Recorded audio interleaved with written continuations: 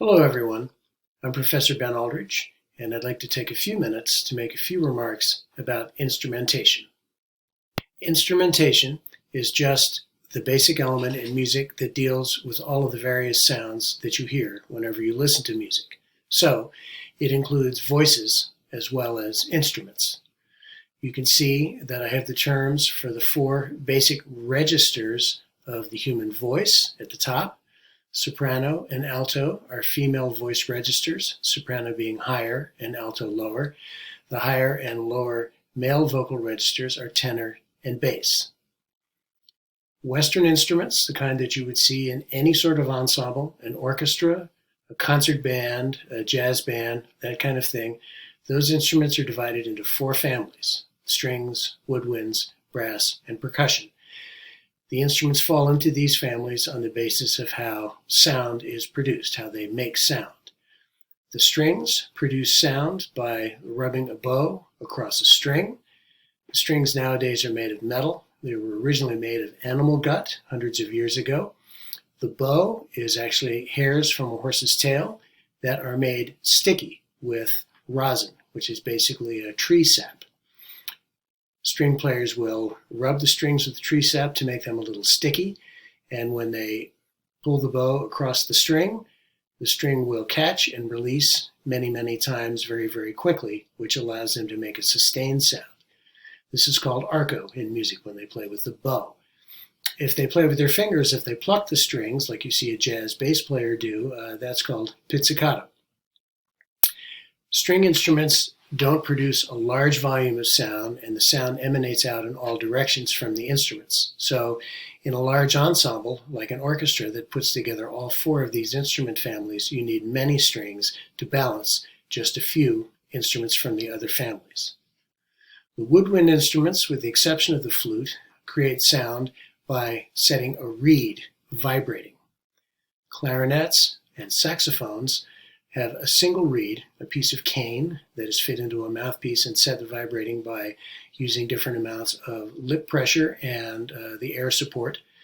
The oboe and the bassoon, they're called double reed instruments because they have two pieces of cane that are lashed together, and they are set vibrating, the same as when you might blow across a blade of grass between your fingers. Brass instruments produce their sound by the instrument amplifying the sound of the player's lips as they vibrate. So rather than having a reed, actually the lips are the brass player's reed. Percussion instruments, there are a wide variety of percussion instruments, about half of which produce recognizable pitches and about half of which produce noises. This is significant for us because when you see a drum set in a rock band or a jazz band, almost all of the instruments they use produce noises. And two of our other basic elements, melody and harmony, require pitch. So drums, in that context, cannot be part of melody or harmony. Their function is to provide rhythm and add themselves into the texture. Other elements I'm going to be speaking about very soon. A couple of terms to remember along the way. Ensemble is a good way to refer to any group of instruments. It's basically just the French word that means together. An orchestra, as I said, it's a large body of instruments. You're going to be listening to and watching quite a bit of orchestral music this term. It uses all four of the instrumental families. A band or a wind ensemble is another large ensemble, but it has no strings. It just has woodwinds, brass, and percussion instruments. A jazz ensemble, likewise, can be fairly large, as many as about 20 players or so, or it can be smaller.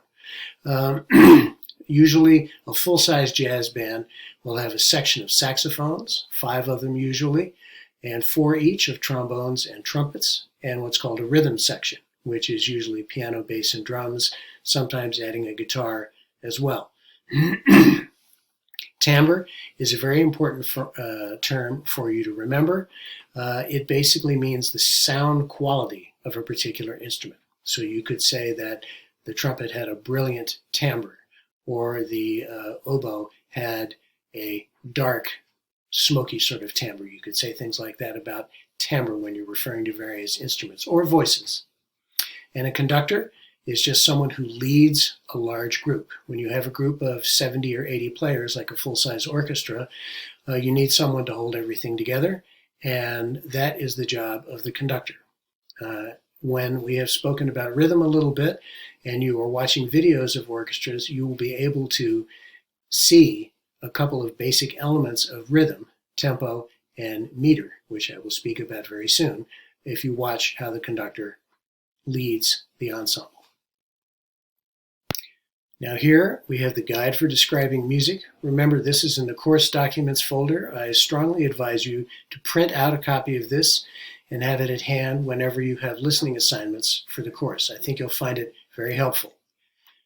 Under instrumentation, there are a few subheadings. You can listen for the character or the mood of the music. You can actually do that for most of the basic elements.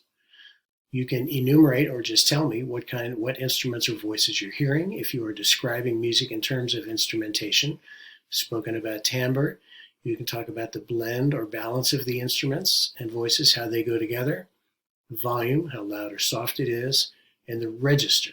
Register is a term that means how high or how low the pitch is. So someone could be singing or playing the piano or another instrument in their upper register or their lower register, that kind of thing. So I hope these comments about instrumentation are helpful to you and that they make you more involved, more informed listeners to all the music we're going to be listening to. Thank you.